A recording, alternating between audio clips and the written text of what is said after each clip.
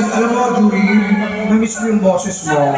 Tapos kayo, Di ba ito mo mamatay 5% na lang? ano, bilisan lang natin. Nakuputol na. Yes, mamaya, pakatay natin yung, yung friend ni Madam, si Edward. Oo. Kayo tumanta ka ha, mukhang bagong booking ka eh. Hello, sure. Si one more song. Halapanan si Julie.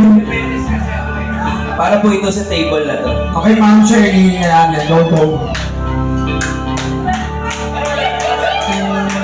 Under the season.